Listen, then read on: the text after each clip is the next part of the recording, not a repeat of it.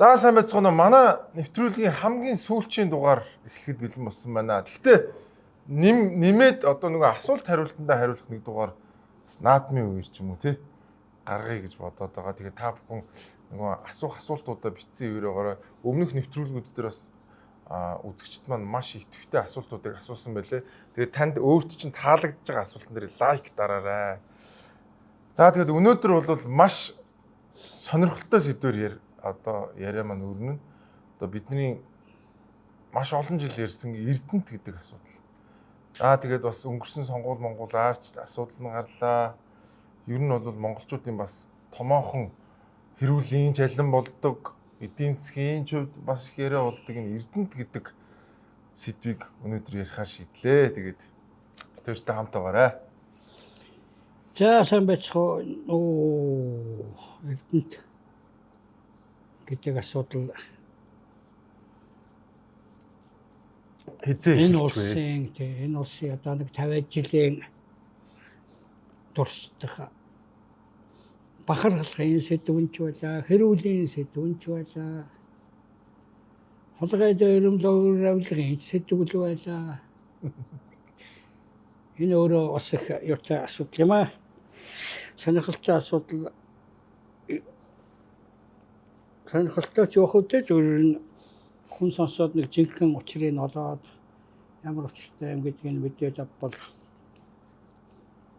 тема.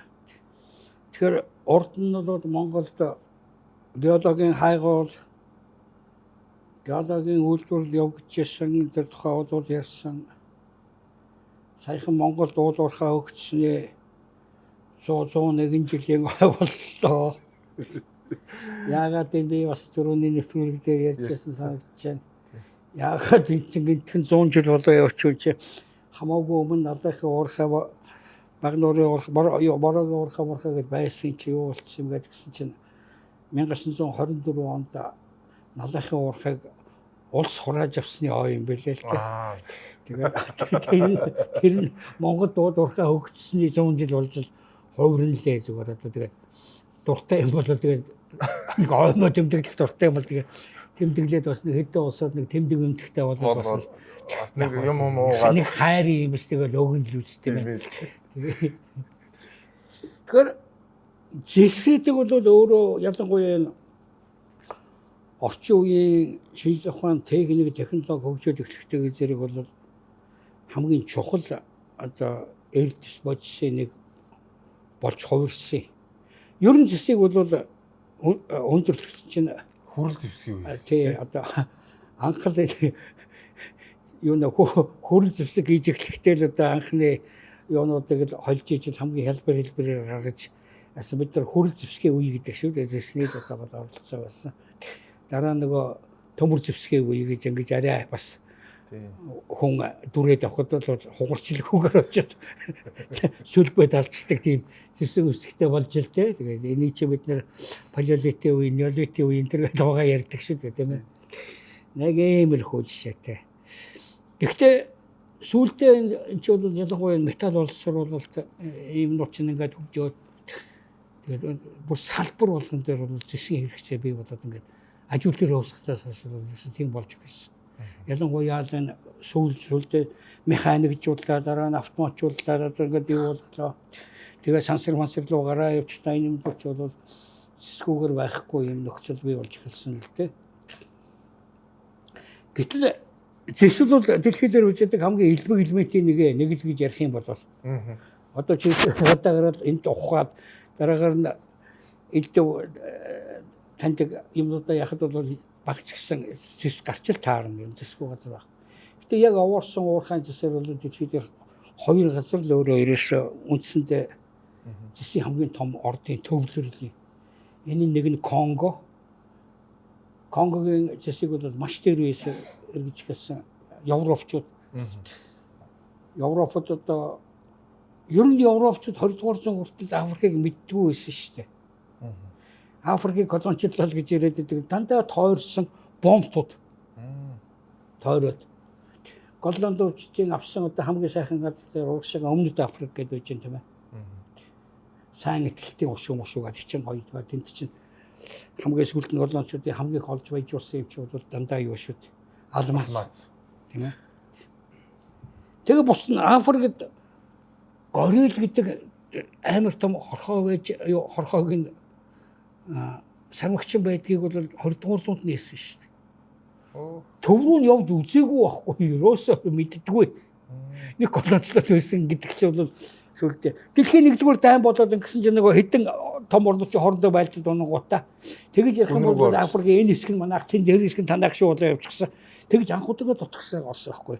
Африкт маш их хэлбэг байдаг нэг амтан бол тапир гэж нэг тийм ад усгч юм шиг яшиг нэг амтан бий. Салаад уурайтсан бай. Бишээ битүүд уурайтсан. Тапирыг 20 дугаар зуунд нээсэн. Хэдэн зуун мянгаар авъя. Мэддэггүй байсан. Гэтэл Африкийн хамгийн сайн мэддэг юм бол Конго. Бэлгүүд тэнд авчиж ерөөсөө анхны зэсийн том үйлдвэр гаргаад ерөөсөө тэр зэс гэдэг чинь бол бэлэг болж авирсан байхгүй. Дараа нь чийл болж авирсан. Чийл. Энэ ерөнхийдөө зэсийн үйлдвэрүүд эндэнтгүүл биелэлтэй гэхдээ яг зэсийг гаргадаг бусад орн руу одоо нийлүүлдэг юу яадаг экспортлагч гол орн бол Конго юу хоёр л байсан. Конго л их зовлонтой тэгээ нөгөө дараа нь тусгаар тогтнолоо тэгэнгүүт нь Патрис Lumumba энэ гэж одоо сонсон. Манайх чи Марк Заркийг гаргаж ирсэн шүү дээ. Яг үнд хоёр нөхөр нэг нь ерөнхийлөгч нэг нь ерөнхий сайдуудаа зэсээ боловсролтой хоорондоо биенийгээ алаад энэ бөө юм болсон. Одоо ч гэсэн дэлхийд хамгийн ядуу орны нэг зэс. Конго бол үргэлжийн зовлонтой. Яг тэгвэл үргэлжийн мөнгө зэсээ боловсролтой шүү дээ. Нөгөө бэлгүүдийн барьсан том үйлдвэр байгаа, юу байгаа тийм ээ. Одоо бэлэг бол тийм үү Европын жижиг орн болсон. Нөгөөдөл чинь нутг дээр атмаа. Тэгэл ерөөсөө зэсэл боловсролж яадаг ажилтаа. Өөр ажилч байхгүй. Манайх ч одоо их дуураймал Эрдэнэгийн зэсэл боловсролтой ганцхан ажилтаа бол нэг тийм бас нэг тийм Азийн жижигхэн Конго болж байгаа юм биз дээ. Ийм бодлоо. Тэгээд юунд цаашаа агуулж хийсэн байхгүй дээ. Конгод бол нөгөө зэсэн дээр байж байдаг. Манай энэ юунууд Конгод ус мэлгэн байдаг шүү дээ. Мэргэжилтнүүд гэхгүй юу хөө. За. Яагаад гэж оюу толгой чинь нөгөө түрүүн бид нар ярьсан консерваторууд 3 жил болсон шүү дээ. Тэнд ажилчид мэрэгшээд тэгээд бас юунууд чинь одоо ажилгүй болчихлоо өшөөд сайхан ажилтаа чи хамт ажиллаж ирсэн чи тэр энэ чи улсууд чинь Конго руу явсан шүү дээ. Одоо ч Конгод ажиллаж байгаа монголчууд бий. Энэ оюу толгой дээр мэрэгшсэн. Тэгээ том инженерүүд Salt Lake-д байдгийн нөгөө Пертэд байдгийн. Австралид Рио Тинто байдаг шүү дээ Перт. Тэ Конгод бас байгаад тах шиг байгаа. Конгод байдаг. Тэгээд ихтэй тэр чинь бол инженерүүд биш. Одоо яг тэр гарцсан мэрэгжлийн ажилтнууд байхгүй сайн болчихсон тий. Тэгээд тэр чинь салим алин нь бол компаниас өгч байгаа шүү дээ. Дарга нэг Конго нөхөрч биш л байх л да. Тийм ба тий. Зөвлөлт бодвол жишээхээ бүх хэрэгцээ юунууд бол ерөнхийдөө Чилээс авдаг байсан. Тэгээд байжсэн чинь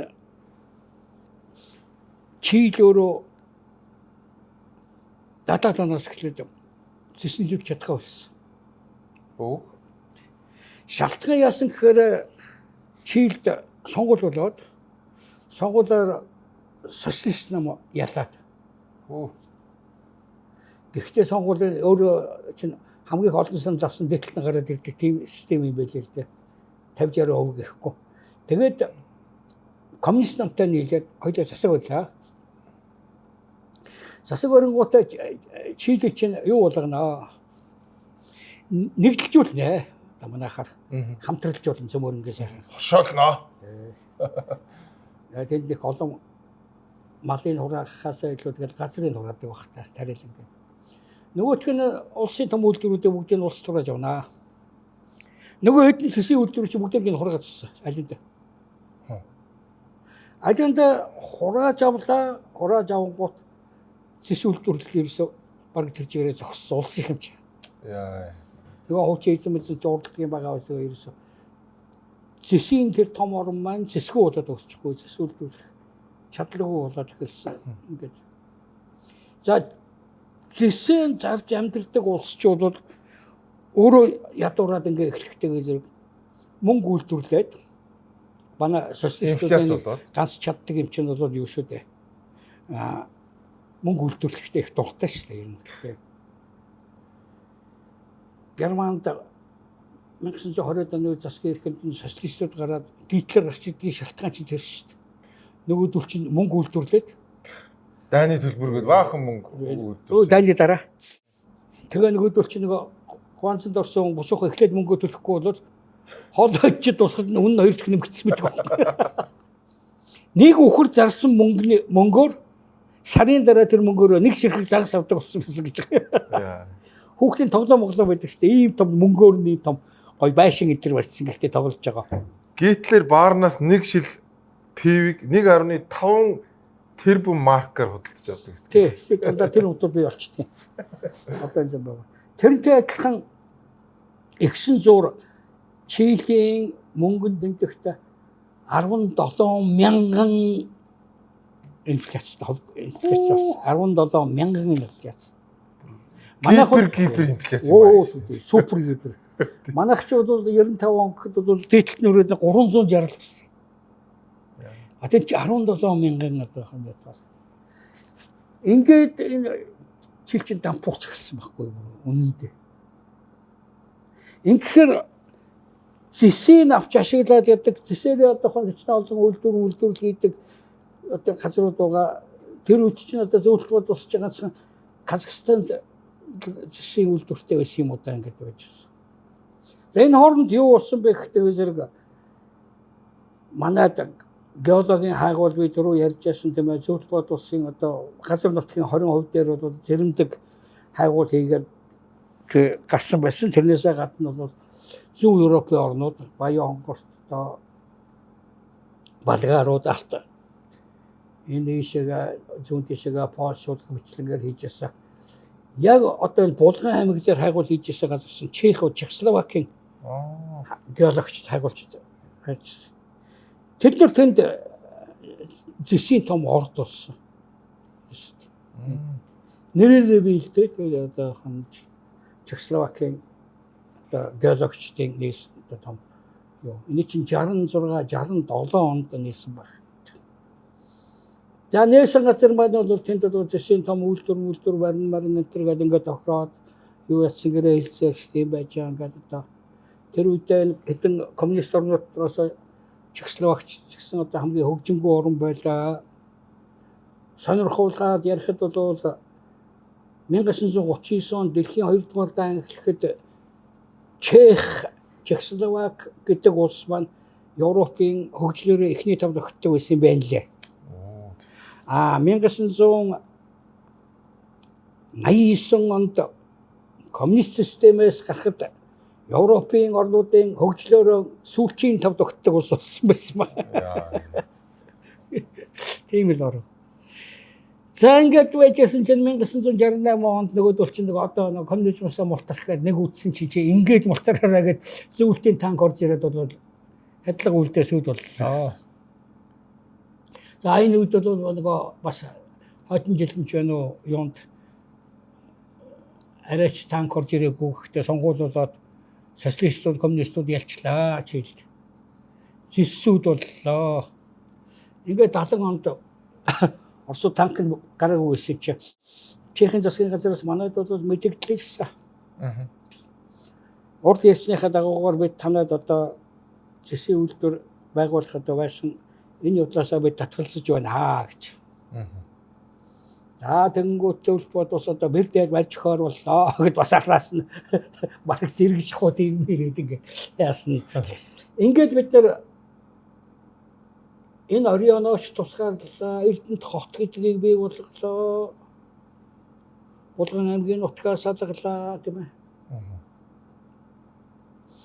Ингээд энэ юм болоод 1971 онд илжсэн эдийн засгийн харилцаанд тусах зөвлөлийн том чуулган Бухарест дотод болоод ингээд улс олгон болоод одоо сайхан дуртай дуртай юмаа үйлдвэрлэхгүй нөхдүүдээ. Хамтын интеграц гэж байна. Тийм учраас нэг нь тийм үйлдвэрлэл, нөгөөх нь тийм үйлдвэрлэл гэдэг. Тэгээ манайх ч бол ерөнхийдөө 1914 онд дэлхийн 1-р дан эхэлснээс ахуулаад тэр он хүртэл ч бол эхлээд Оросын дараа зөвлөлтийн цэргийн малыг хангах, махаар хангах тийм л бааз байсан шүү дээ. Ерөнхийдөө. Энэ учраас өгч байгаа бүх зээлмэл бол одоо ерөөсөө тэр мал аж ахуйгаар яаж хөгжүүлэх вэ гэж үзээд байдаг. Хамаг өгч байгаа мөнгө нь малын хашаа, чулуун сарвч, тэжээлийн янз бүрийн үйлдвэрүүд, хүчит тэжээлийн үйлдвэр юу ч үлээ. Тэр чинь нөгөө бэлчээрийн мал аж ахуй тийм хэрэггүй байхгүй юу? Тэр чинь нэгдүгürt бол аюу үнэтэй зүйл. Хоёрдугаарт бэлчээрийн мал гэдэг чинь бол ямар нэгэн ноосны чиглэл, сүүн чиглэл, махны чиглэл энэ гэж байхгүй шүү дээ. Зүгээр маш хямдхан хагас зэрлэг тэгээд өөрийгөө аваа явцдаг. Өвсөө өөрөө түгээдчихдэг тийм л одоо юутай. Тийм учраас бол бас нэг талын аюух ашигтай. Нөгөө талын бол маш их нөгөө ашигтуулын коэффициент их өндөртэй. Хойдон жилийн дахиад нэг төл гарах чинь тэгээд жил болоход одоо ашиг нь 50% нэмэгдээд явдаг. Тэгжсэн цуудаар пэр гэж нэг сүрдэг тийм ээ. Тэгэл ингээ явж яадаг ийм юутай хөдөлмөр одоо баг гардаг юм шүү дээ. Энэ тэжээлийн малын төстэй ч бол цөмөнд тариагийн тарих марих хэрэгтэй байж байгаа. Тэгээд Бухарестийн тэр зөвлөгөөнөөс юу гэсэн гэхдээ Монгол улсад уулуурхаа орно юм аа. Уулуурхаа дээр ярих гэж байгаа юм мэдгэж байгаагаас бол одоо нэгэн ойрхон тэгээд хэлбэр болцсон. Зөвлөлтийн зах зээлд айгүй хэрэгсэтэй байгаа зэсийн үйлдвэрлэж байгаа. Эндээс эрдэнэ тусч ирсэн. Нөгөөх цагаан суургийнхээ за тэгээд 5 толгой энтрийг бол би түрүүн ярьсан баг тийм ээ. Ягаад гэвэл зэрэгэнд бол социализм хэлбэл балараад эхлэх юм бол хэрэглэх гэж байгаа жорны юмыг та нар бити Японд өгөх гэдэг загнаад өгүүлээгүй юм л да. Ингээд за энэ ямар өртөгтэй болох юм бэ гэж. Тэгэхээр энэ нэг тэр өмөрөөвлийн одоо хэмжээний юм болж байна гэдэг юм дүгнэлт гарсан. Тэр өмөрөөвлийн нөөцийн судлаад. За ингээд тэг сонирхолтой хажууталт нь бас дагалдуулаад хотоо гарна гэдэг. Энийг социализмын бас нэг хэлбэрлэлтэй социалист эдийн засгийн. Яг тэгвэл үр ашиггүй ямар нэг одоо уурхай гэж байгууллаа гэхэд бол хизээ нэгэн цагт дууссан шүү дээ.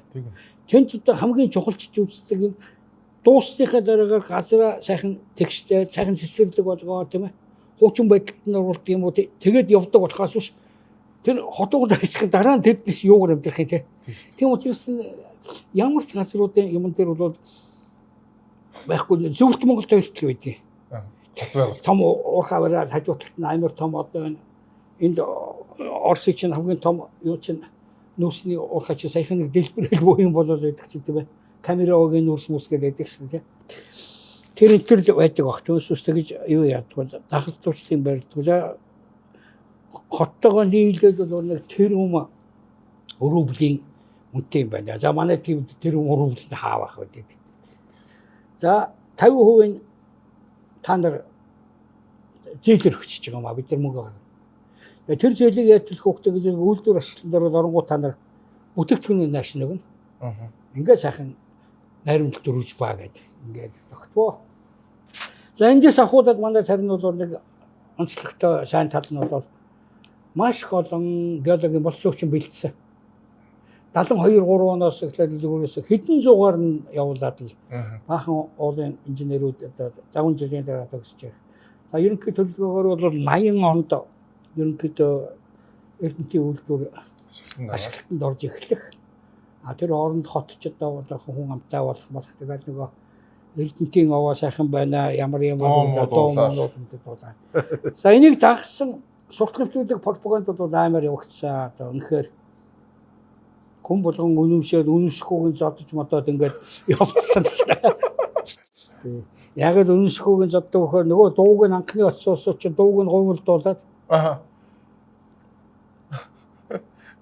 эрдэнтийн овоо хэрэг алга элэгний нухсч олдохгүй байна. Элгээлтийн эзэд турж өгөх нь тэргээд дуудуулаад байна. Цөмөрө бидний үйл дуулдаг байсан зүгээрээ.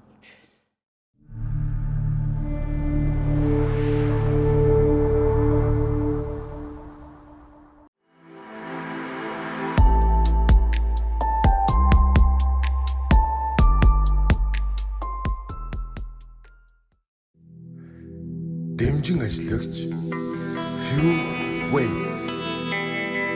Powered by Dinner Lady. Ингээд бүтээн байгуулалт яваад ингээд засаг захиргааны шинэ хуваалц хийлээ. За мэдээж зөвлөлтийн мэргэжилт ингээд өчиргөө олон хүн ажиллаа. Юу яа тэнцээ консулын газарч байгуулагдлаа. Ингэсээрийгээд хүн болгоны одоо нэг пропагандаас ч болгоны хүлээлттэй болсон улстай яриа. Тийм ч одоо тийм нийгэмч хүн өсдөг юм байна л да. За цалин бол 3 дахин юм байна. Бүгдээрээ тооцоо хийсэн. Манай ээж хүртэл багш 600 төгрөгийн цалинтай 1800 болох юм дээ. Аа. 3 дахин нэмэгдэж байгаа чи. Ингээл. За аавын цалин бодсон чи бүх амар юм боллоо. Дайонд ашиглалтанд орлоо. Зөвлөлтийн ерөнхий сайдын орлогч Новиков гэж ирсэн.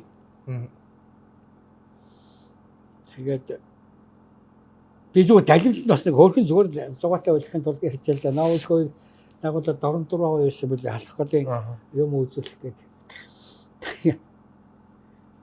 Амт дуртай юм гинлээ гээд замд чон алуулж илтээ. Тэгс нөгөө жоны төрүүлж бараа шуудаа тадралж ягаад яг нэг зэрэг тавьчихгүй юу. Тэгсэн чинь алдуураад аваачид эндгээр олсон суурн үлдчихсэн. Удаа л хийсэн нэг юм суртай ч холч мөч чаддаггүй. Тэг. Манай энэ одоо ил ярьдээ. Энд дээр. Дараа нь алхахтай тул өрүүлж гинэ. Новик өстө ингээл тулаа гаргаад гэсэн үгсэн тул гаргаад.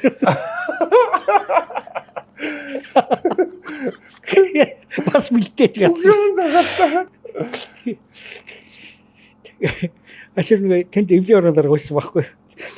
Тэгээд яриад. За тэр нь яг нэг тийм чухал юм биш. Ингээ ашиглалтанд орчихсон чинь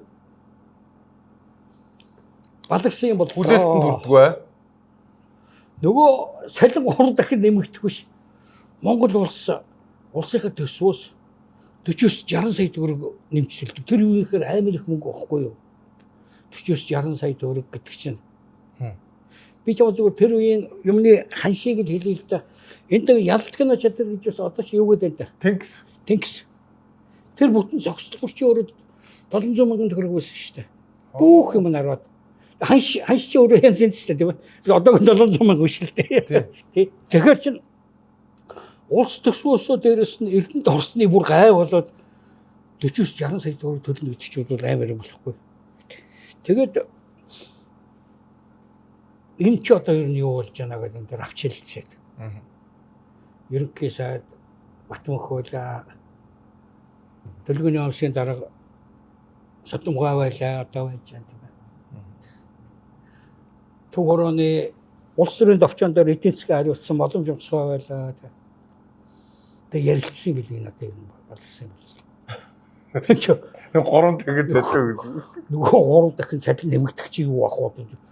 Бүр одоо хүрхгүй байгаа юм чи өмнөдний болоо. Ингээд юу яасан юм байна хөрх юм.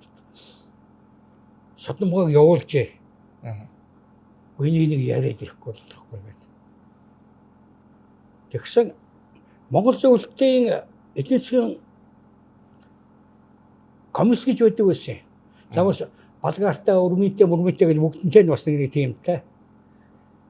Тэгсэн очоод ингэсэн чинь майдэр өчөд нөгөө чи гарын суурь хийсэн байна. Бүх юм. Гүн чи яваа чи бид нар чинь бол наад чинь бүр ингээд тогтсон юм байдгийн. Ориалтий гэж авах хэвээр, усны татвар гэж авах хэвээр, нийт юуны татвар тийм ээ. Өчнөө олон юм байх хэвээр шүү дээ. Юу ч байхгүй. тэг яагаад зурцж байгаа юм одоо. Тэгээд Содонготер өнгөт битүүлийн үйл яам гэж байгаа юм. Гол хариуцсан нөгөө эрдэнэтчээрээс. Тэрний сайд дээр гэж гуйж орсон юм бэл өөрийнх нь дурсамжин дээр үүдгэн шүү дээ. Чамтай над миний чамтай яриад байх юм байхгүй чи зүгээргээд өөрөөсөө хөөгөө харсан байхгүй юу гэж чи бүгд хэлдэг дээ. Ингээд энэ нь өөрөө бодвол бүр юуны том улс төр хэрэг болж хуураад.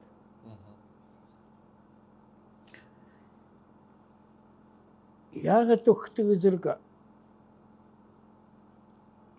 Майдэр чинь одоо нэг Филатоготойгоо их сайн дотны харьцаатай орж хэлж байна одоо Монгол зөвлөлтийн найрамдлын эсрэг ийм Оросудаас мөнгө зөв татвар матур нэхээ явдаг нэг ийм гараад.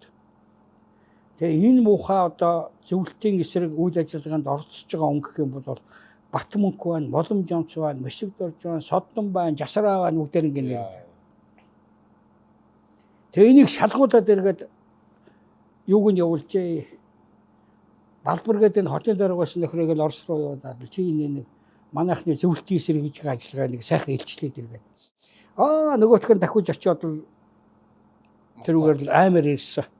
За цаан ч бол өстой аимшигтай юм болж байна. Манайхан ч бол ерөөсөө тэр чигээр ингээд энэ бол болчихсон одоо юм байгаа юм байна. За ингээд нийлээд одоо Филатова, Балбар, Майдэр уруулаа Цэдэнбалтай уулзж байна. Энд арга хэмжээ. За одоо арга хэмжээ он цөмөрөнгөний одоо халахаас одоо ямар ч арга байхгүй. За ингэсэн чинь байхгүй. Нөгөө мэдээ чинь бол энэ чинь бүх тагнуулууд нь байгаа юм чинь. Москвад очихгүй юу? Москвад очсон чинь тэр нэг Черненко дарга болчихсон байсан. Дарга болох ч гэж эмнэлэг лөвчсэн л дээ өөр хэмтэй. Бүх эрх мэдлэг Громыкэд орсон. За энэ ингэж болохгүй. Бүх даргагаа нэг амсгаагаар хурлаар усаа хийчих юм бол юу болж яаж харагдах. Хоёрдугаарт бол тэд нар ерөөсөө нэг тэд модыг хусгаар шийтсэн байсан байхгүй. Яг тэгвэл зөвлөчих Брежневийн дараагаа ч ерөөсөө хятадтай сайжрах гэж бүх арга хэмжээ авдаг. Гэтэл монголчууд бол 100 мянган сэрэгтэй ингэж байгаад идэг. Тэгээ арга хэмжээ авахгүй ядчихсан чинь нөгөөд чи хятадын эсрэгэл зөнцсөн хуучин нэг олон жил юугаараа хятадын эсрэгэл арга хэмжээ аваад тэгвэл тэндээс магтуулаад байдаг ингээл энд чинь хятадын эсрэгээс амар том арга хэмжээнүүд аваад энд байсан хятадыг хөөж гаргаад л нөгөө хятадууд нь уурлангуудаа Монгол руу ноот энтер илгээхгүй шүү дээ. Шууд Москва руу та нар яаж байгаа юм мэдээж орсууд хийж байгаа хэрэг. Энэ нэг зөнцсөн юмыг бол зайлуулахгүй болохгүй ашгүй юу гараад ирлээ. Далим гараад ирлээ. Энэ олон юмнуудыг бөөн өөрөнд халах гэсэн энэ юмтай тохиолдуулаад авгаатаар хавсруулаад тэгээд цөмөр ингээд энэ нөхрийг авч зайлуулъя гэж. Ингээд шийдсэн байдаг. Бүгд баримтчсан энэ дээр байна. Ингээд шийдвгүүтээ бол шинэ элчингээр Павлов гэдэг хүнийг тавиад дагуулад КГБ-гийн Радченко гэдэг хүнийг энэ дээр ягаад улс төрийн төвчнөөс даалгавар гэсэн байдгийг за Цэдэнбалыг зайлуулах ажлыг бүгдээр ингэ хийгээд иргээд. Энийг жилийн дотор бол хийж чадсан л да. Тэгэнгүүт орчууд анхудаага одоо чи нөгөө хусгах гээд байгаа Батмөнх Боломжонц тэр чи цагаатах хэрэгтэй шүү дээ. Хүү одоо тэгж таних тэгж хамаагүй юу яаж болохгүй. Ийм учраас бол анхудаага Монголын тал 51% болсон байхгүй. 51 гэдэг чинь бол Монголын талын хүн гарч ирнэ шүү дээ. Дарганд болно шүү дээ. Гутан дандаа Орос үүдэг байсан. Тэд нар чинь 50% байсан чинь. Тэгээ урлагч нь Орос хүн болдог. Монгол нь бол анхных нь отхон бүлэг болохгүй юу? 90-ад он. 90-ад он тулж яаш шүү дээ одоо наа чи тийм ээ. Чи 89 онд ингэж хийгдсэн асуудал байдгийг чи явж байгаа тий. Чи бүр сүүлт юм биш. Манайхан ч одоо бараг л социализмын үед бараг эрдэнэт байгуулагдаад ерөөсөн Монгол өдөр шөнөгүй ашигын аваад өстой баллаа өстой гой хотмот байгуулал гэдэг идэг чинь бас шал. Тэгээ яах вэ? Нэг тийм болохоосуудыг нэг хиний канондар гадаг штэ. Манай гэмбэрэл ажууд юм үзээгүй юм болохоор баярлаа гэдэг. Ёстой юм үзээгүй баахан амаараа фигүрийг хайчихтагаас гिचнүүд бол улсын төсвийнхөө жил болгонд 40-60 сая төгрөг гэж байгаа энгийн ард мэдэхгүй шүү дээ. Нүдэн харагдж байгаа юм бол тэнд Эрдэнэ төлөвөрсөн 5 давхар байсан л харагдаад байгаа шүү дээ. Өөрөөсөн бөөрөн дээр Марксийн зурагтай. Тэр л гоё харагдаад байгаа болохоос. Гой Маркс Яг тийм. Яг энэ томчууд энэ яг эдийн засгийн дээр зогсож байгаа улсууд ч балагчд байгаагаа мэдээд байгаа шүү дээ. Ингээд 90-ад оны үедэр эндээ чинь засвар орсон. Тэгээд ер нь арай өөр техниктэй болоод ирсэн. За ингээд эхлэнгүүт юу болсон гэхдээ зэрэг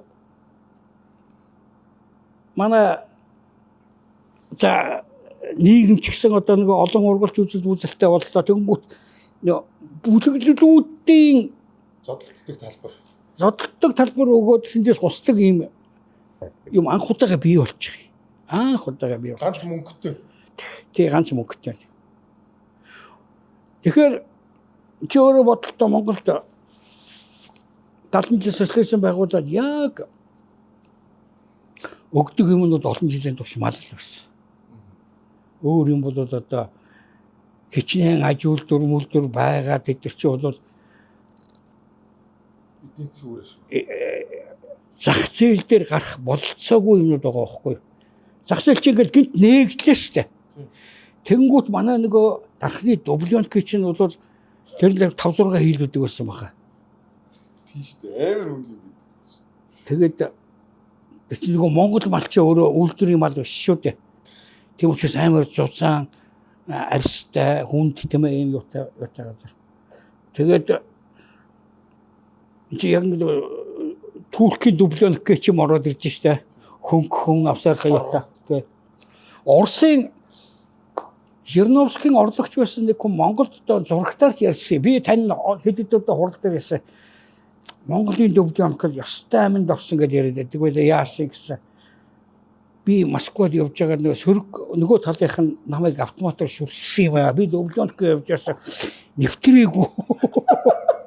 Энэ дублёнки доотол шилбэн дээр 2 сум орсон.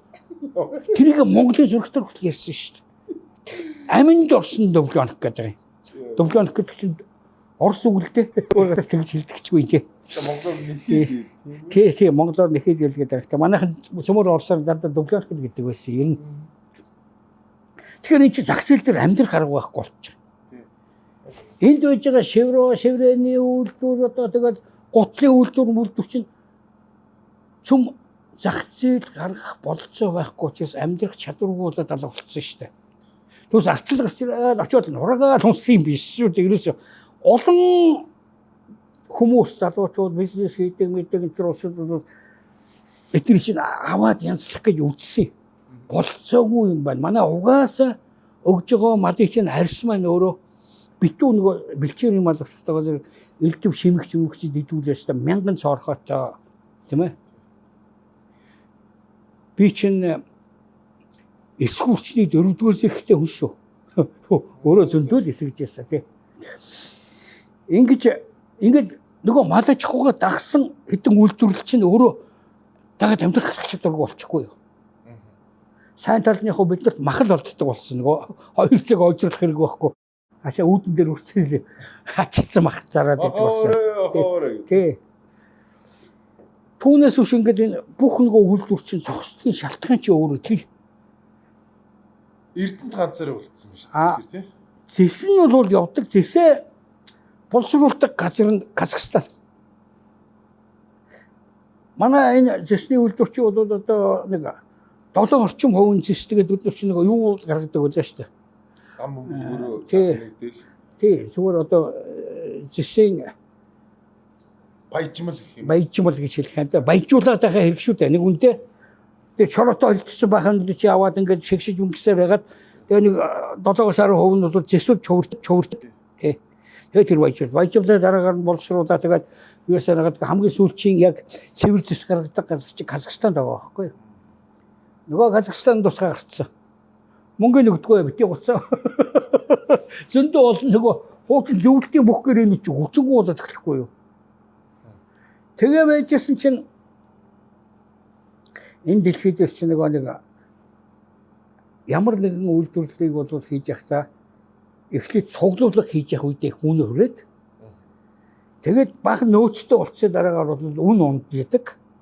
Үн унжгаа тэгж байгаа дараагаар нь тэр нөөц дуусаад эхлэхийн үед дахиж яадаг. За ингэсэн чинь зэсийн үн яагаад унсан бэ гэхтэйг зэрэг Японд нэг том компани асар их зэсний хуурамч мэдээлэл өгч ирсэн.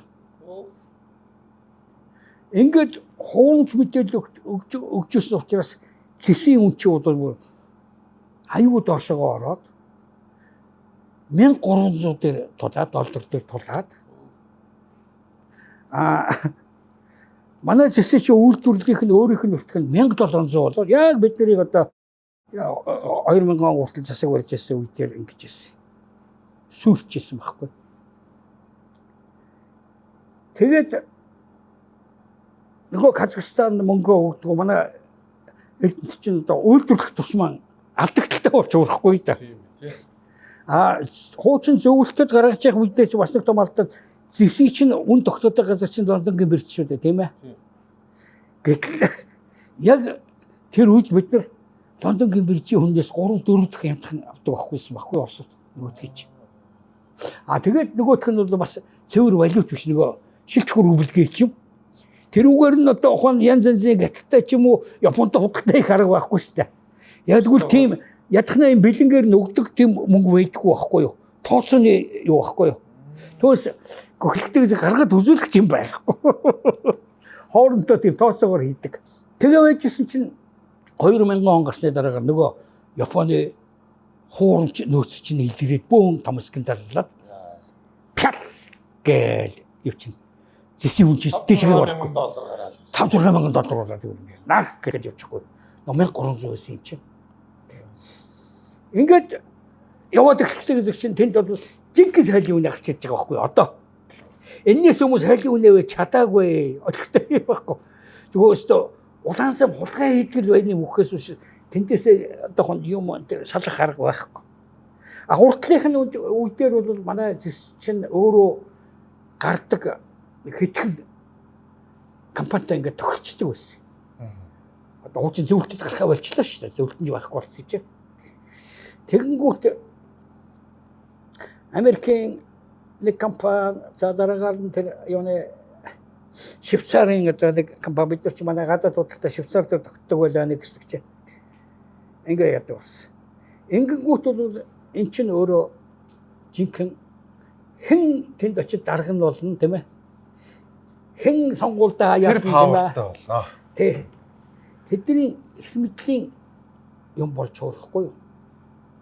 Энээс хойш бол ерөөсөө Монголын бүх сонгуулиудын ерөөсөө гол даадаг газар нь бол Эрдэнэт болсон. Бид нэг сайн мэд.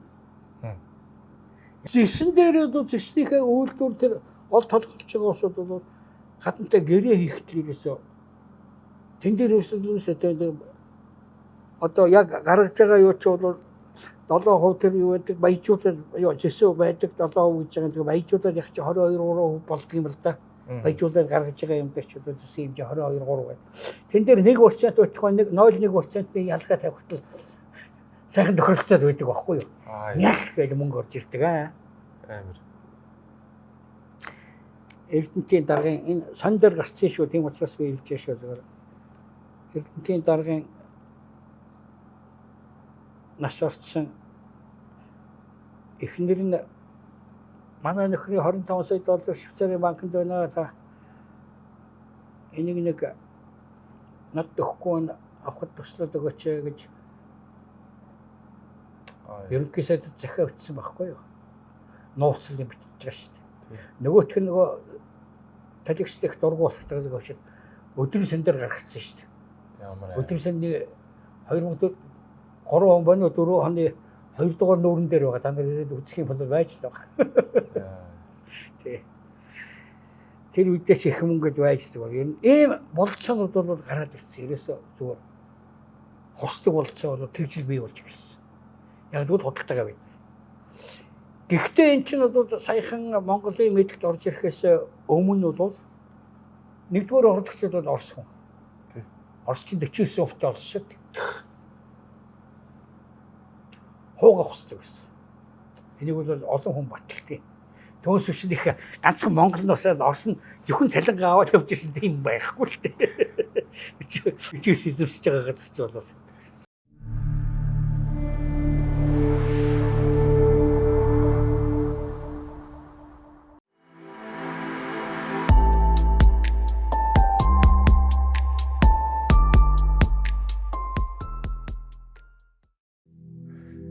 Дэмжин ажиллагч Fuel Way Powered by Dinner Lady. Гэхдээ Оросуудыг бид нар чинь нэг гомдоогоод ихсэн асуудал бол бас юунаас эхэлсэн юм аа. Эрдэнэтүүд нийт Орос улсын хэмжээнд бодоход бол өчүүхэн нэг хэдэн ширхэг будаатай л тэмцэх юм шүү дээ. Ичнээн одоо манайдаа л дангайсан том юм болохоос үгүй чинь байгалийн баялагаар дэлхийд хамгийн гайхуулах орн шүү дээ. Яг. Путин гарч ирснээс хойш бол үн нэмэгдсэн учраас Оросын чинь одоо нэг их баяжуулж хөгжүүлсэн асуудал нь мөнгөд буруутгацсан болохоос биш тийм ээ. Авилга тавьсан болохоос биш.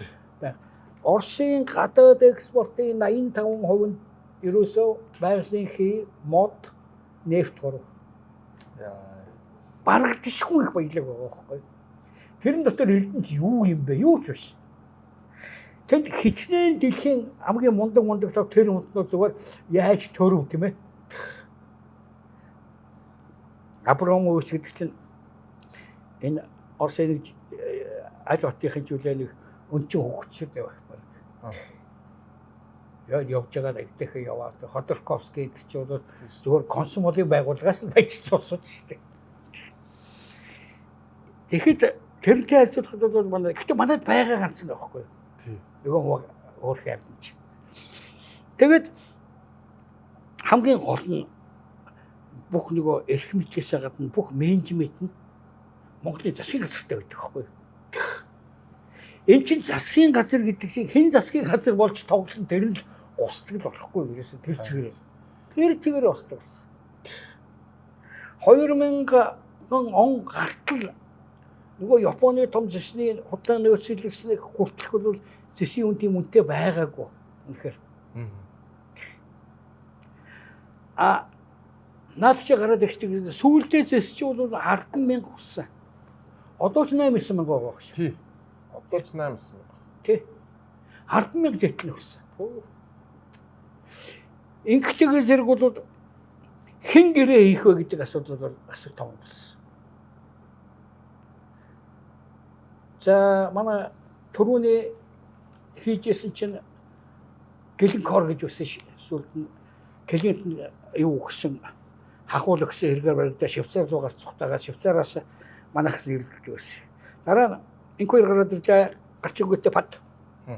Америкийн Жеральд Метас гэдэгтэй хийгээл аялаа тийм ээ. Наач цаашаа эндээс сэдв хэлчих гэдэг л да тэгэхээр. Тэгэхээр Жеральд Метас хийгээл Жеральд Метас нь өөрөө худалдаа хөгжлийн банкыг аваад худалдаа хөгжлийн банкын нийсээ шант нийсээгээ очихын төрөстэй болоод энэ нас бөөн түүх бий. Зүгээр Эрдэнэтээр л одоо ярьшиг аа. Яриад байвал зөндөө юм бэ. За Жеральд Метал ингэж байж яснаа Жеральд Метал нь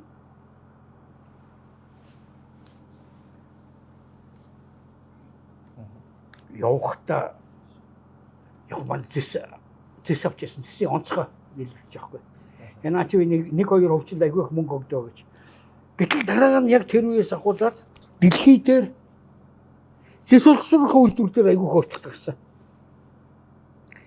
Яагаад өгөхтэйг зэрэг зэс чинь өөрөө айгүй их боловсруулах ажиллагаанд айгүй хөхөр гардаг. Агаар хамгийн айгүй агаар их бохирдуулдаг эцсүүд юм хөрч тийм ээ. Тэрний чи хажууд бол манай энэ дараад байгаа нүүрс хүчлийн давхар эсэлчүүд бол эрүүл мэндэд сайн гэдэг. Хажууд. Энэ хөхөр том үйлдвэрлэдэг одоо ган хайлуулах үйлдвэр чи айгүй хөхөр гэдэг тэр маш хортой зүйл байхгүй юу? Ер нь бол тийм. Манай тэр хятад яг тэр үчиг хөгжиж эхэлж байсан. Юу ч усыг хамаа авахгүй зүгээр ерөөсөө мөнгө л олж ивэл ингээд дэлхийн хамаг зэс улсруулах үйлдвэр ятруу нуусан байхгүй. Цааталт нь янз бүрийн хууль гараад л одоо ингэж болохгүй тэгэж болохгүй тэргээл тэгдэг хятад малаад даваа игээд. Болоо гэж. Тэгэхээр манай сэсүүд чинь Казахстан руу гардаг байсан, Швейцар руу гардаг байсан одоо хятад руу гарч эхлэхгүй юу. Хамгийн ойрхон энд чинь одоо юутай боловсруулах үйлдвэр. Наад чи баяжмал ашиглахгүй шин эргүүл цэвэрлжиж ирсэн л хэрэгтэй Тийм шин. шүү дээ. Яг. Ингээд ийшээ зэсээ гаргаж эхэллээ юу. Хятад руу гаргадаг. Энэ дээр бол Gerald Metals нэлээ сайн яасан. Тэгсэн Gerald Metal нь бас муха хөлхөө. Сайхан худалдаа хөдөлгөөний банкыг ингэж авч явчихсан аваад яжсэн. Гараад одоо дараагийн зэсээ өөр газар дарга нар гараад ирж штэ. Тэгээ Gerald Metals гарахтаа нөгөө банка одоо энэ сахалт нэвлэг гэдэг 75 сая доллараар зарчхаагаар авчихсан. Гомдохгүй юу манай юм гэдэг чинь. Тохирч яг гараад явахтаа зэрэг Өөр хүн зарж явчихсан. Тэр үе бол яасан гэхдээ манай нөгөө уул уурхай нэг анхны том юмнууд чинь орж ирээд ийм нийт GDP чи аягүй хөсөөд юм худлааны том эргэлт болоод тэгэхээр 75 сая доллар гэдэг бол бүр яаж ч удаа хүний толгойд багтахгүйгээр их мөнгө үүсэн байхгүй. Хаанаас ийм мөнгө авчдгийг одоо явтай гэж. Гэтэл цаадах нөгөө бас их тийм юутай бизнес сэтгэлгээтэй ийш тийшээ холбоох сайтай тийм ээ. Тийм болоод ямар ч үгүйсэн тийм хэмжээний мөнгө гаргаж чадсан баг. Би ч гайхажсэн байхгүй. Яаж Монгол 75 сая доллар байдгийг би ч. Би ч одоо сангийн сайд байсан юм шүү дээ.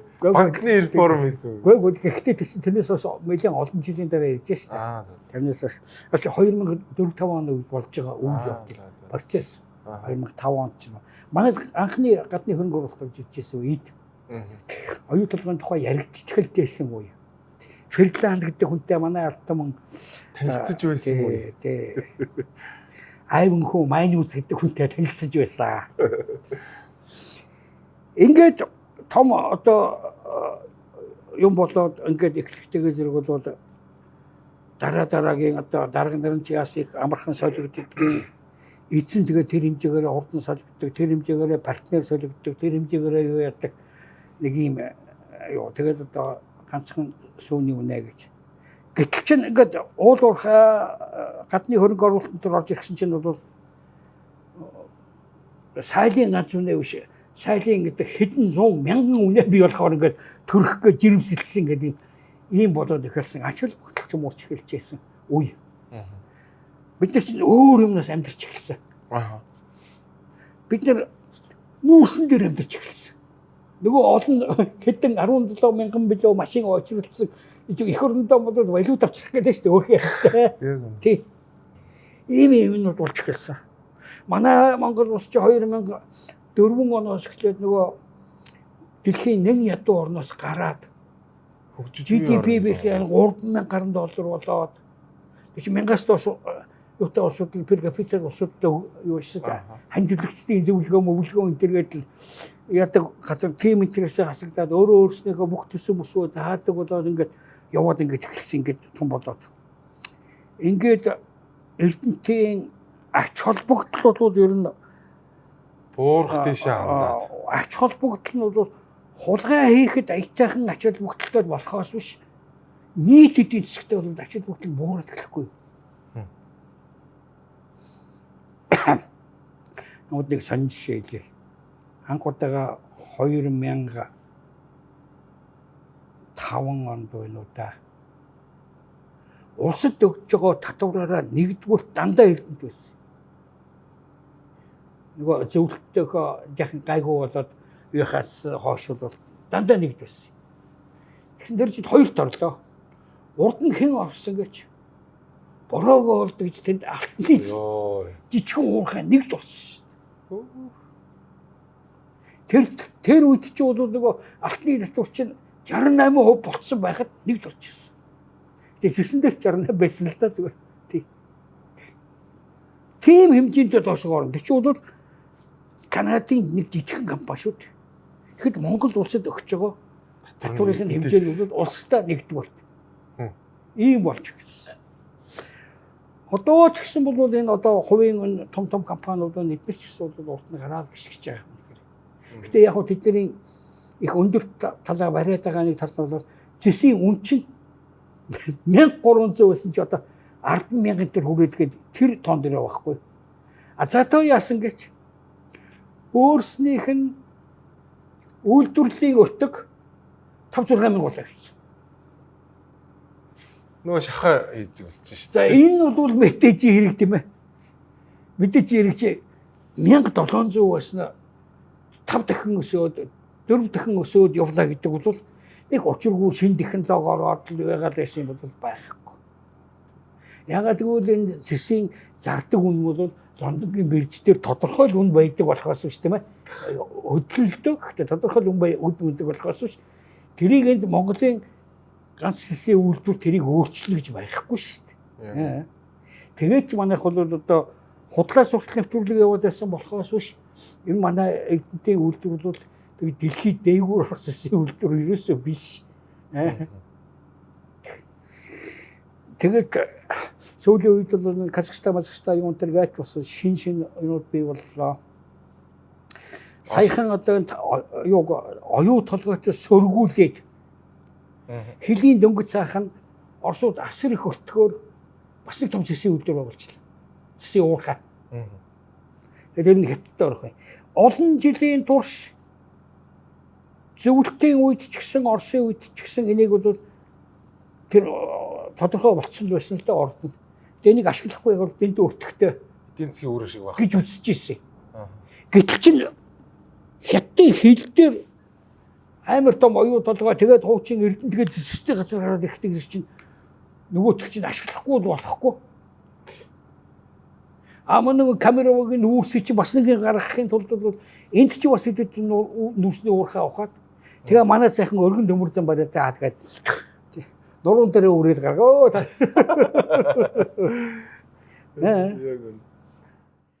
Энэ юутай адил. Тэгээд байж итэл чинь бол манай нийт үйлдвэрлэл бид нар чинь Хятадтай Солонгостой манай худалдааны том партнерүүд байхгүй юу? Түүнээс нөгөө стратегийн амин чухал партнерүүд бол манайх одоо болтол Оросд байгаа. Тэд нар манай шатах тосох материалыг бүрэн барьж байна. Тэд нар манай эрчим хүчийг бол өстой бараг бүрэн барьж байна. Тэд нар манай логистик тийм ээ. Энийг бол бүрэн барьж байна. Дээрээс нь эрдэнтийг барьж байна. Хамгийн том үйлдвэрлэлийг барьж байна. Тэгвэл чи бид нар чи бол бүр яг процент нь болсон байхгүй. Хэдийгээр худалдааг багассан ч гэсэн. Яг үнэ. А тэгсэн мөртлөө худалдаа хийх нь бид нар ашигтай. Гэтэл худалдаа хийдэг. Манай айгүй өндөр тарифтай. Бараг худалдааны 20% байсан юм шиг тий. 100 гаруй жилийн туршил баха гаргадаг бас чинь нэг өрөөсөн 30 гаргаж чадах болсон. Тэгээд бүр эн чинь Оросын тэр ялангуяа махны худалдаа гэж нэг хувийн мафийн ингээ барьсан байдаг байхгүй. Чинийг санаж байгааг уу Англид өхрийн галзуу гэдэг өвчин туслаа шүү дээ тий. Бөө өхөр боллоо. Бөө юм болсон шүү дээ. Тэгсэн. Тэр мах хайцсан гэж санаж байна. Сибирийг хийсэн. Бүгдийг ангилсан. Яа. Эдгээр Австралиас юу гаргадаг, мах гаргадаг. Би 86 7 8 онд чи би Москвад байсан шүү дээ. Дэлгүүрт ингээд Шинэ Зеланд гэсэн юм гурвалжин тамхтай мах гаргадаг. Австрали шүл ихтэй гэж бол нөгөө их өөхөн ингээд шууд ингээд тос маслуудад уурчдаг. Амтгүй хүчтэй нэг муухай махтай. Тэгээ сүүлд нь мэдсэн. Нөгөө пет гэдэг нөгөө амтны зориулсан мах шүү дээ. Бүрүү. Тэрийг авчдаг байсан. Тэгээд Оросчин тэр үлдсэн ус амар ядурсан байсан шүү дээ. Хоолмоч жолгодог. Тэг яг тэр фестивалын тэр үлдчих бол тэрийг авчраас зарчдаг. Тэгээд тэрнээс бич зөндөө ийдсэн. Тэгтэйг зэрэг чинь бол энэ манайч бол одоо махаа гардаг. Манай худалдаа болов шүү дээ. Бараг 2 тэрбум долларын бараг арай өрөхгүй. Долларын юм импортлдог явдаг. Экспортлж байгаа юм 100 сая доллар хүрдэггүй байхгүй юу? хуурайлцахныг болж байгаа байхгүй худалдааны алдагдaltaж байна. Тийм тийм. Энийг хятадтай хийж байгаа худалдаан дээр нарийгд нөхөж байгаа. Бид нар тийшээ багын цэсмээс алт март гаргадаг, алдчих жишээлдээ нүүрс гаргадаг. Тэгээ хамгийн гол тэндээс авдаг. Тэр нь тэгээ гаргаж байгаагаас яахгүй. Энэ худалдааны баланс сайн байдаг байхгүй юу? Тийм. Тэгэхээр хоёр орны чинь одоо Америкуудын чинь хятадтай гомдод байгаа юм шүү дээ. Худалдааны баланс алдчихсан. Танах манайхаас юм авахгүй тэгээд ч баах юм оруулж ирдэг юм. Трампын уурлаад байгаа чи арга байхгүй. Трамп тэгж уурлаж байгаа чи манай энэ зүгээр амиа хорлохоор юм болж байгаа. Тэгээ арай ч юу болж байгаа. Бүр хортой. Тийм их юм уу. Гэдгээ тэр нь дандаа социализмын үед барьчихсан. Тэгээд бид нар авахаас өөр арга байхгүй. Тэгсэн мөртөө бид нарыг өөр юм хийхээр хийлэгдэггүй. Ингэж яваад одоо Монголын тал авлаа гэдэг нэг амар том зүйл байгаа шүү. Юу гэж нэг байдээ. Ховорхон тохиолддог. Бололцоо хизээ нэгэн цагтааны газар гардгийг. Тэр бололцоог л ашиглах нь өөрөө айгүй чухал байдаг байхгүй юу? Чамд хэлээ жишээ нь 5 толгой нүүрсэн шүү дээ. Тийм. 5 толгой нүүрсий чинь Япон сонгох суур айгүйх сонирхсон. Яагаад сонирхсон бэ гэхтэйг зэрэг энэ хоёр орон Хятадтай нийлээд дэлхийн бүх гангийн 55% дангаараа үйлдвэрлэдэг орн гэж хэлсэн тийм үү? Тийм. Гэтэл алинд нь ч Хятад бол бий. Алинд нь ч нөгөө хоёрт нь бүр үзээд өгөөч гэсэн юм зүйл байхгүй.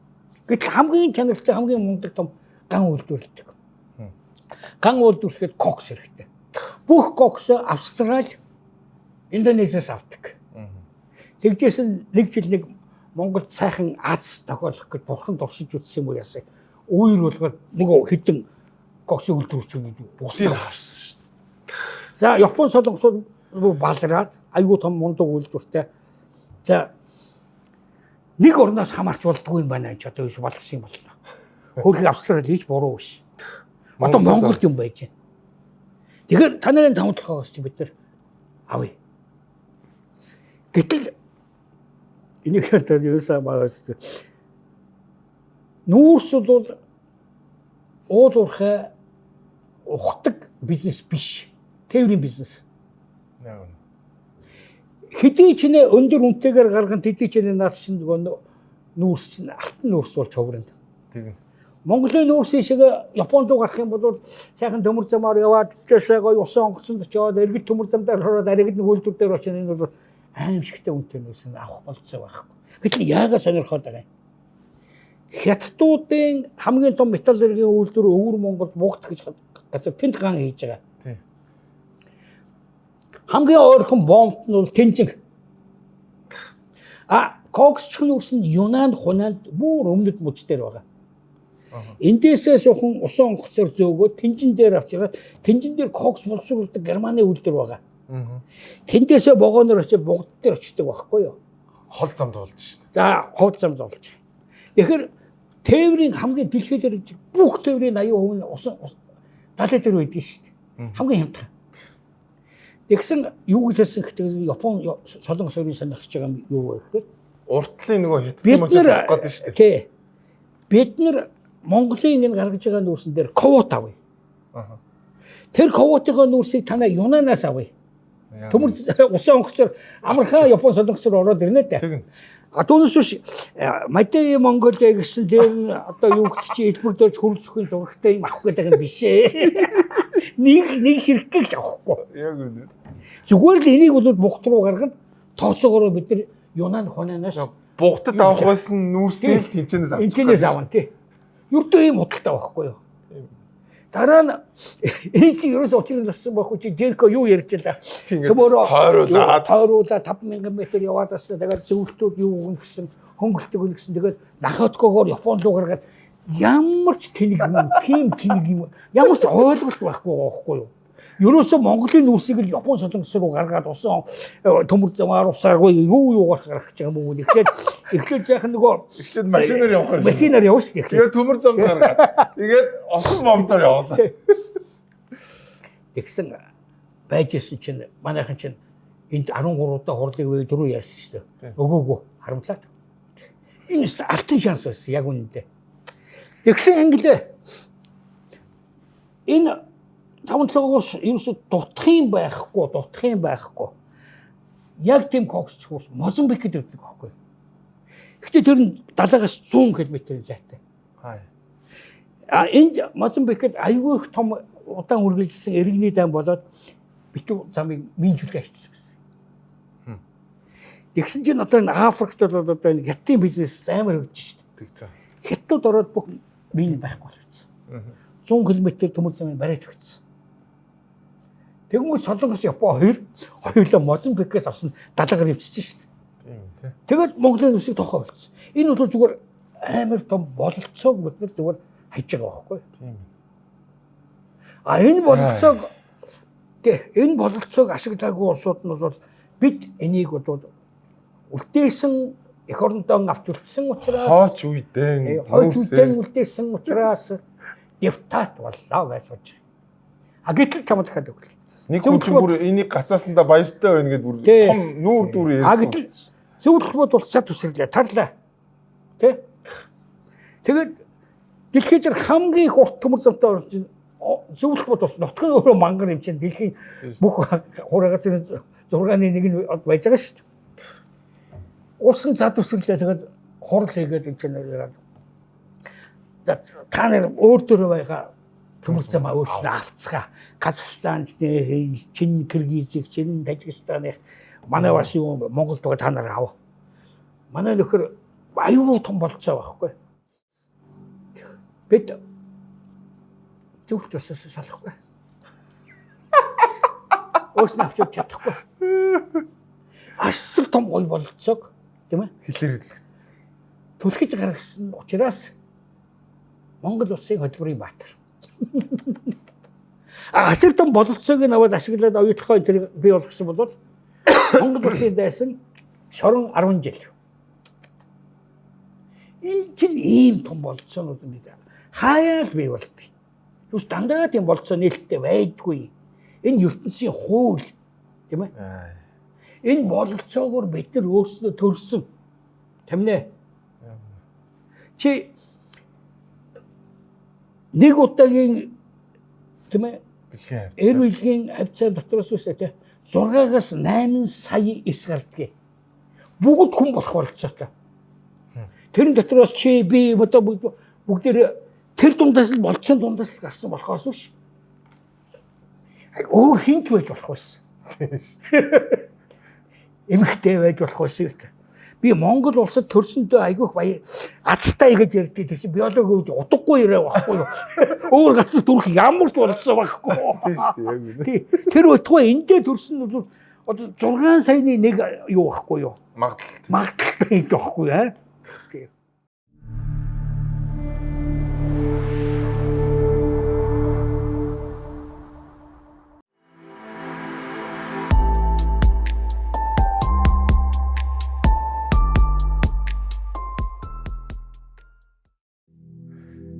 Дэмжин ажиллагч Few Way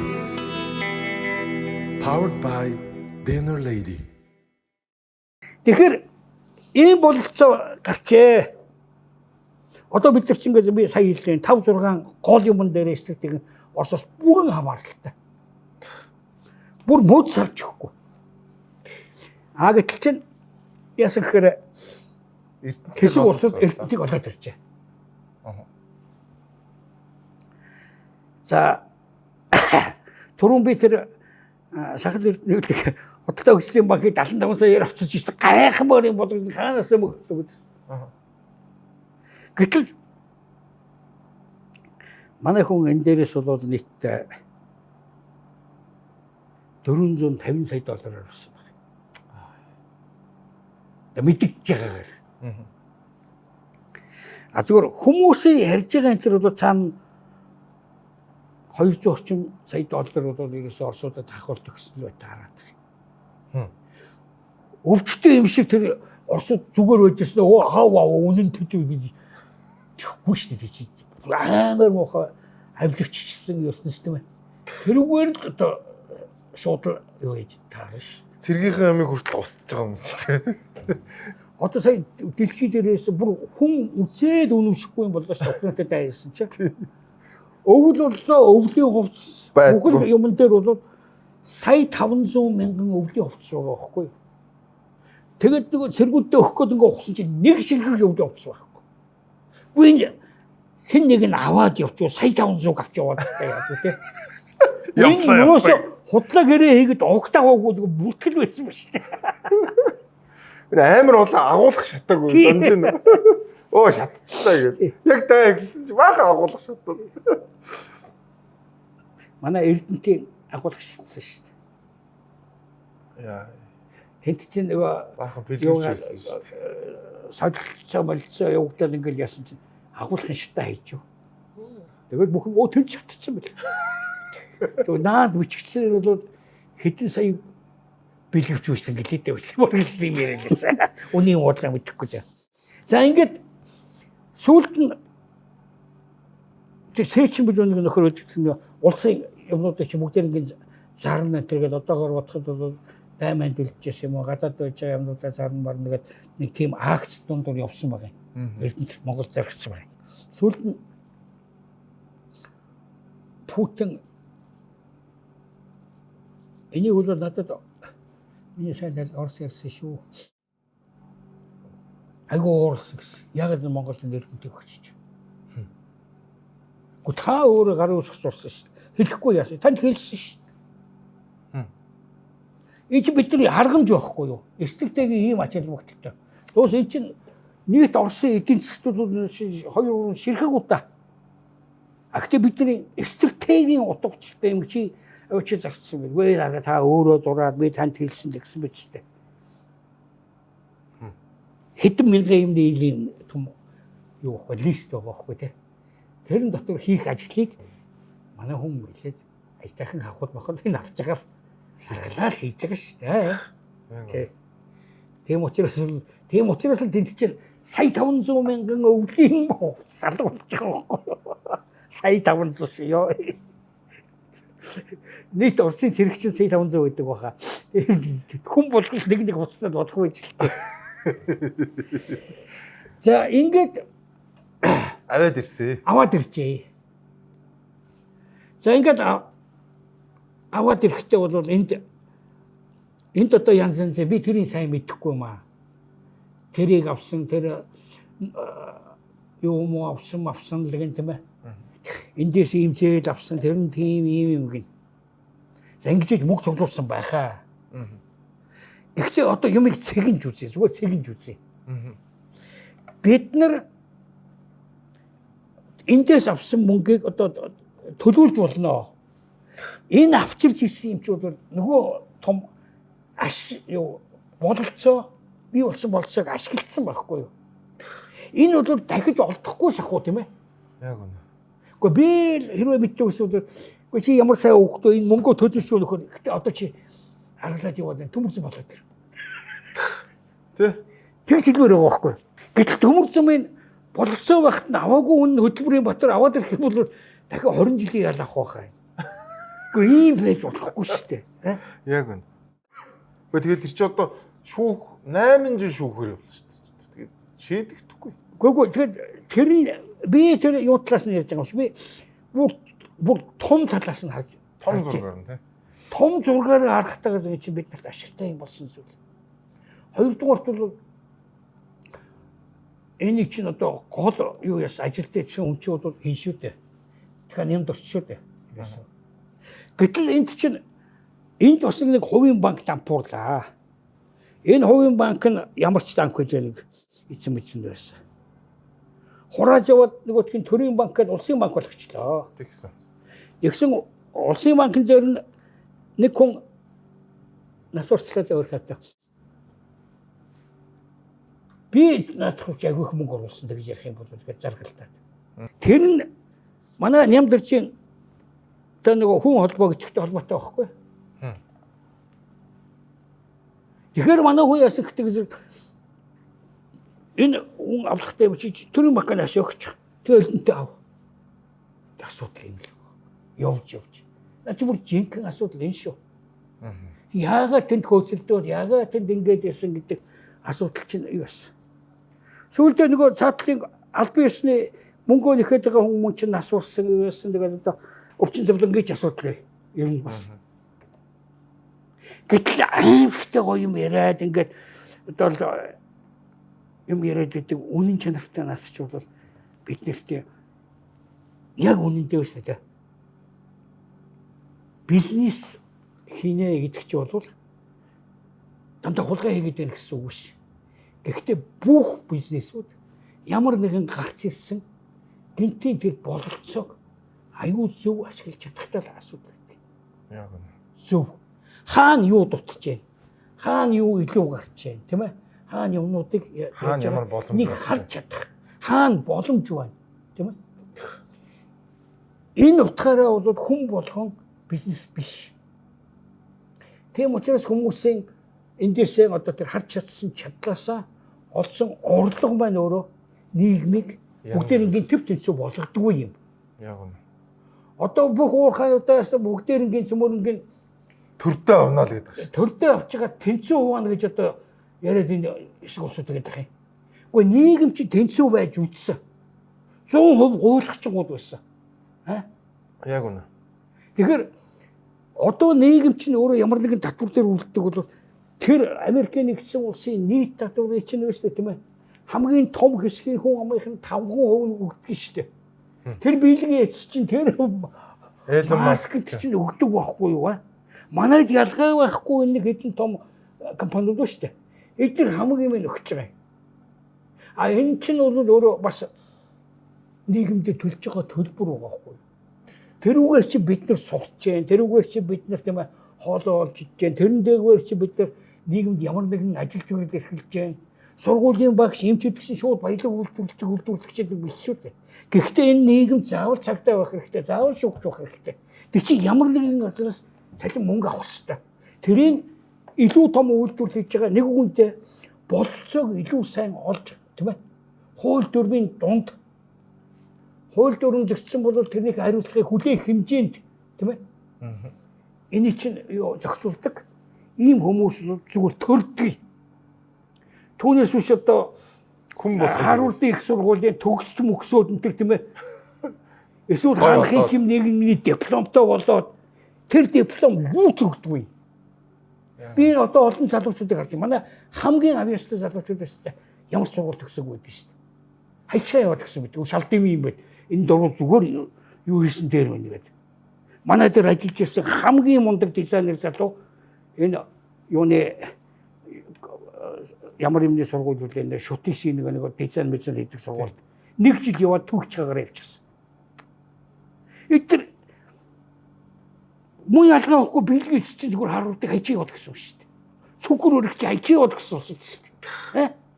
Яг тэгвэл тэдэрт нийгэмдх тэр овсгоо илүү хардаг юм аа илүү сайн чадж байгаа учраас тэр гээгээ явчих тий. Энд сууж байгаа шал дэми юм байна. Харин олон гот нь бол тэр нэг диплом гэдэг цаас нэрхдэг байхгүй. Тий. Гэсэн чинь хааруулт өгсөн даа гэдэг нүүрнийхээ юм тэрний хард нуугдсан. Тэрийг авчихыг бол цааталт нь өстой амар муухай тийм үүдгүй амтан чухдаг байхгүй би олныг мэднээр ш. Яг үнэ. Тэгээ одоо энэ юм одоо энэ манай зарим шинээр билж байгаа нам мамч бид нар чи баруун сураад Японд үзээ тэгээд яг л яад хин ч гэсэн явал мөнгө төлөөд очиж харцгаад өрөөд болно тийм ээ. Тэ. Хэдэн засварлуулж байгаа даргалж байгаа хүний хармаас улж байгаа ч гэсэн хамаа байхгүй бас курс нь сурчиж болно наад чи. Тийм амжилт биш. Энэ амжилт бол төрдөг. Ийм хүн бол ерөөсөө хүн болгон тийм байж чаддаггүй. Яг үнэ. Тэ. Ийм учраас бол ийм улсууд нь өөрөө нийгмийн авч явдаг. Тэгж ирвэл нийгмийн баялагийг чинь тэр цөөхөн хэдэн хүн бүтээдэг. Ийм учраас би одоо энэ том хэдэн компани нэрийн хэлэхээр ингээ боогод өгчих багтаа. Тэгэлчих тэр мөн хөллөө хулгайч матгч гэдэг. Одоо энэ MCS гэдэг юм уу, Apple гэдэг юм уу, одоо тэр Mac гэдэг юм уу тийм ээ. Одоо энэ голомтч байдаг юм уу? Одоо энэ сая яриад байгаа эдгэрч байдаг, удаа өгч гэдэг юм уу? Эдгээр чи энэ нийгмийн баялаг өгч байгаа. Чи энэ одоо ингээ явж байгаа орлоо чөдөр явдал нэхэд байгаа улсуудаас за яг улстай хэдэн төгрөгийн татвар өгсөн тийм ээ? Асуугаарай. Татвар өгсөө. Яаж өгдөг гэж бүх худалдаа чинь татвартай байдаг. Ялангуяа арх тамхи бол илүү өндөр татвартай байгаа. Манай нөхөр дандаа арх болж байгаа айгүй их татвар төлж байгаа. Гэхдээ тэр чи юу маки өгч байгаа татврын хажууд юу юм бэ? Төөсөө бүгдээрээ татвар төлдөггүй хүн гэж байдгүй. Хулгайч татвар төлдөг. Яг нь хулгай хийсэн мөнгөөрөө гүйчихэд юм аа. арх худалдаж явна, тамхи худалдаж явна. Илүү татвар төлдөг байхгүй юу? Тэгээ айгүй нөгөөдөл чи сайхан перүстэй болчихсон. Бензин аавн татвар өгнө наадах чи. Тийм учраас бол хөрхийг татвар өгдөггүй гэж хэдээд яах вэ? Гэтэ чаавастаа өгч байгаа нь бол татвар өгч байгааг ч мэдж байгаа байхгүй шүү дээ. Яг үнэ. Ийм нийгэм юм аа. Ийм нийгмийн чинь бид нар ийм нийгмийн чинь бид нар шудраг нийгэм гэдэг. Тэгвэл цөмөр тэнцүү хуугаад өгч байгаа нийгэм чинь шудраг гэдэг юм. Энэ ёстой хамгийн шудраг ус нийгэм. Яг тэгвэл бүгдэнд нь тэнцүү гэдэг өгчих юм бол ажил хийх хүн олддоггүй. Ажил хийж яах юм? Бүгд адилхан тараачж байгаа юм чи. Сэтгэл санаа бол дүүрэн. Адилхан ядуу юм чинь баян хулгайч манад байхгүй. Энэ сэтгэлгээ нь одоо хүмүүсийг хууль ёсоор баяжсан ч байсан, хууль бусаар баяжсан байсан нийт нь хавтгаалаад үзий ятдаг. Бид нар одоо хүний бололцоог гайцсан гэдэг. Хүн болгон одоо тэр таван толгойг ч юм уу одоо оюутлогойг ч юм уу хүн болгон эдэнтийг ч юм уу хүн болгон банкыг ч юм уу ажиллаж чадах байсан юм уу? Анх гарааны бололцоо бол нөгөө улаан ягаан таслах адилхан л байсан шүү дээ. Тэгээд хүн болгон чаддаггүй байхгүй юу? Тийм байна тий. Хүн болгон чаддаггүй учраас байглаас өгөгдсөн энэ авьяасаа зөв ашиглаад нийгмийн тижээж байгаа тийм нийгмийг бид нар шудраг гэж хэлнэ. Тэгсэн нийгэм тэнд ерөөсөө ямар шудраг юм юу ч байхгүй. Тэнд хамгийн хулх нийгэм. Хамгийн муухай мүлжигч нийгэм. Яг үнэ.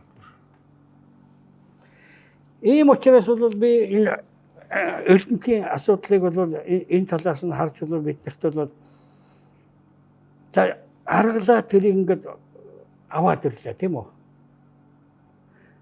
За яг хөө тэд нар ятхна ард түмэнд нэг жилээ тэр юмд тохиолдол 20% өгчих 30% өснө аа. Наад эрдэнэт чинь хяналттай болчих. Энд ямар ч хяналт байхгүй шүү дээ. Орос Монгол хоёулаа хуугаа итгэлдэг байсан. Дараа нь одоо ингээд 100% болоод ихтэй өөрсдөө дураараа ингээд хусч идэг. Энд чинь ингээд яг үнэхээр өөр компани, өөр хувьцаа, эзэмшигч өөр юм ороод ирэхээр энэ хяналттай бол. Манай нэг найз Эрдэнэтэд ажилладаг хөөхгүй инженер хийдэг. Тэр залуу бол хэлчихсэн. Яг ингээд сая хувийн компани орж ирээд менежмент хийгээд ирсэн чинь бүр ингээд шал өөр болсон гинэ. Бүр ингээд мэдгэдэггүй зөөр болд юм байлээ. Тэгээд нөгөө очоод нөгөө бэтмет томлол төр хураагаад авсан шүү дээ. Тэгсэн чинь бүр ингээд утгаа алдсан. Тэгээд манай тэр залуу хэлж байгаа хөөхгүй. Амраа хуучин бас арай ч юм байгаагүй юм. Одоо бол бүр цэхийн даргыг хүртэл намаас томилдог болсон шүү дээ. Би тэгж байгаа. Ядаж урд нь цэхийн дарга бас нэг мэрэгжлийн хүн байдаг байсан. Одоо бол бүр утгаа алдсан. Тэгээд ер нь бол бид нэг 2-3 хаан жилийн хугацаанд амар том төр болон хувийн хвшил хоёр ямар өөр менежментэд явд юм бэ гэдэг зүгээр нүдэрээ харсан шүү. Богинохон хугацаанд. Маш богино хугацаанд. Бүр шал өөр болд юм билээ л. Санхүү манхүү бүр ингээл зэгцрэл явсан. Хоёрдугаарт ингэж аваад нөгөө авчирсан усуудыг буруутгахсны үр дүн юу болов гэхдээ зэрэг хуучин байснаас дорцсон. Хуучин байснаас илүү хулгай хийдэг болсон. Яг үнэ. Гэхдээ илүү зохион байгуулалттай хулгай хийдэг болсон. Энээс бол илүү алдагдaltaй болж урсан. Илүү бол улс төрийн байгууллага болж урсан. Мэргэжлийн байгууллага биш. Нэг хүн бүр асуусан шүү дээ. Эрдэнэт чи одоо шашны байгууллага юм уу, компани юм уу гэж. Яасан гэж. Гэхдээ одоо байнга л одоо сайн үйлсэн юм хийж байгаа харагдах юм шиг. Энд ч одоо ашиг олох хэрэгтэй юм уу, үгүй юм уу гэд.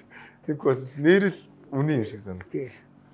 Ийм учраас би энэний тэр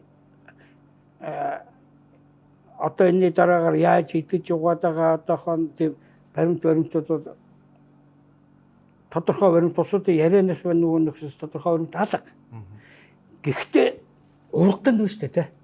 Яаж идэж угаад хэн юу хулгай хийж бөөн ятгахтаа хэрүүл хов байдаг байсан. Одоо тэр нөгөө цэхийн дарахын хүртэл намын ажилтнад явчихдаг гэж бүхэн бүрэн нууцнд очиж байгаа байхгүй. Тэгээ энийг бол их том амжилт болчихлоо гэж яриад байгаа. Гэтэл үгүй ээ чам яг үнийг хэлье. энэ амжилтууд бол зэсийн үн өсөж байгаа бууж байгаагаас хамаарч байгаа болохоос биш тэнд улам сайн зохион байгуулад тийм юм байдгүй. Тавталгаа хийж байгаа байхгүй. Автобусны үйлчлэг ээж байгаа байхгүй. Яг үнэ. Энэ бол өөрөө зах зээл маань өөрөө тийм ээ. Ямар хуу юмараа орж яан, ямар нурууж яан, ямар нөхсөж яан тийм ээ. Гол нь энээсээ хамаарат тэгээд энэ дээр байж байгаа захиргаанд бүгд одоо юмаа хулгай хийдгүү байх хэрэгтэй. Юмаа хулгай хийхгүй байдаг чинь ганцхан зарчим байдаг. Хүн өөрийнхөө юмыг хулгай хийхгүй. За энэ тэгээд ерөөс алтан зарчим. Яг үнэ. Алтан зарчим. Эзэнгүй юмд бол бүгд хулгайч. Бүр ямар соёлтой орны хүн хулгайч. Энэ хүн өөрөө тийм байхгүй. Хүн өөрөө. Эзэнгүй юм байвал заавал хулгай хийдэг. Яг үнэ. Ийм учраас бид нар бол өөрөө манай нийгэм чинь өөрөө хулгайч бий болгодог, төрүүлдэг, боожуулдаг, өсгдөг, тэжээдэг юм болчиход байна шүү дээ. Яг үнэ. Хүний түүхэнд хамгийн мухай мөлжигч хамгийн увайгүй нийгэм бол өөрөө энэ хамтын нийгэм. Энэ хамтын нийгэм. Хүн цаад утгаараа өөрийгөө бодож яваад нэгдүгээр тавиа явдаг болохоос биш хамтлаг болчиход дунд нь жаргадаг юм бол энэ чи өөрөө бурхнаас өгсөн бидний одоо юу байхгүй юу өгөгдөлт маань тэр юм. Тийм учраас хаан хийж байсан одоо юм биш. Сахарт социализм байгуулвал хамгийн түрүүн Элис дутагдлалд орно гэж тийм ээ. Милтон Фридман хэлсэн шүү дээ. Тийм ээ. Ийм л. Тэгээд тийм учраас бол бид нар энэ юма энэ энгийн үнэтэй зогсмоор байна. Энгийн үнэтэй. Энд дээр заавал одоо хон юу Харвардын сургууль байтугай 7 дугаар анги төгссөн ч тохон ойлгочих болохоор юм байхгүй. Заавал тийм том нэрээр зусаа хийдэг юм байна. Тийм шүү дээ. Яг үнэ. Ийм учраас бид нар нэг яхан хэрвээ бид нар энэ орн чинь бидний их орн юм бол бид нар цаашдаа өөр удан маань бол энэгээр дамжаад амьдрах юм бол тийм ээ. Ийм төр зүрийн ашигт яваад хэрэггүй байхгүй юу? Энэ маань заавал одоо эх орныхоо төлөө байлдаад өгчих шууд өлсөөд өгчих гэж шаардлагатай юм алга шүү дээ. Зүг энгийн үннийг ойлгох чөчөл гэдэг шүү дээ. Бидний амьдралын төвшин одоо энэ дэлхий дээр байж байгаа 8 тэрбум үнэтэй харьцуулахад бол дундаж хэмжээнд алисаа нь очсон. Учиргүй гачигдаж өгчих гээд байгаа юм бол байхгүй. Одоо энэ бид нар амьдрал маш хүнд болоод одоо 16 хоног хоол идэггүйгээд орлоод гүгээд байгаа улс чинь жинхэнэ итгэлтэй улс учраас харалтын жагсаж байгаа улс та. Гэхдээ ятхны хоолоо гिचснийхээ боловсруулах хэмжээнд тохируулж арай бага идэлтэй. Үзээд. Ийм нас бол юу яагаад байгаа. Түүнээс би хин нэгийг буруутгах, хин нэгийг бол магтах, өргөх тийм юу алах зүгээр нүдээс харж байгаа юм дээр л харж байна тий. Аль нэгэн намайг магтаад нэг нь муулаад байгаа ч юм бол надад бол хоорондоо нэг ялгаа харагддаггүй шүү дээ. Яг тий. Тэгээ яг батлахыг үзье гэх бол бүгдээр 2 батлах гаргаж ирэндээ би аль алинах нэг юм. За ингээд өнөөдрийн маань сэдв бол маш сонирхолтой сэдв байлаа.